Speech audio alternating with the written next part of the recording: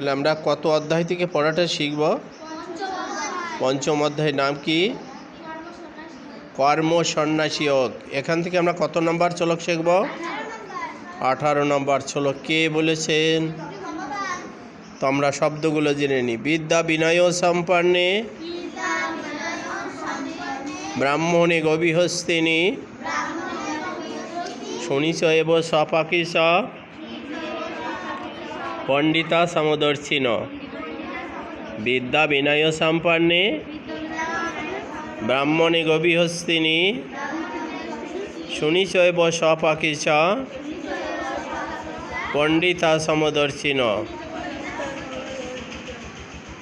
আমরা এখন অনুষ্ঠব ছন্দে পাঠটা করব। বিদ্যা বিনয় সম্পন্নে ব্রাহ্মণে গভীহস্তিনী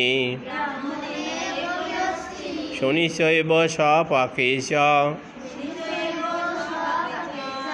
পণ্ডিতা সমদর্শিন। বিদ্যা বিনয় সম্পন্নে ব্রাহ্মণে গভীহস্তিনী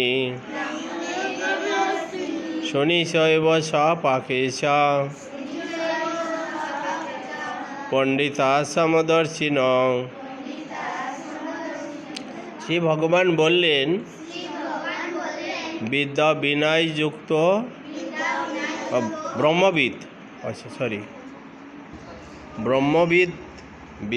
ব্রহ্মবিদ পণ্ডিতগণ বিদ্যা বিনয় যুক্ত ব্রাহ্মণ গাভী হস্তি কুকুর চণ্ডালে সমদর্শী হন। ভগবতে বাসুদেবায় শ্রীমদ্ ভগবদ গীতা পঞ্চম অধ্যায় কর্ম সন্ন্যাসী যোগ 18 নম্বর শ্লোক। শ্রী ভগবান বলেন বিদ্যা বিনয় সম্পন্নে ব্রাহ্মণে গভীহস্তিনী শনিচ এব স্বপাকিশ পণ্ডিতা পণ্ডিতা সমদর্শিনী।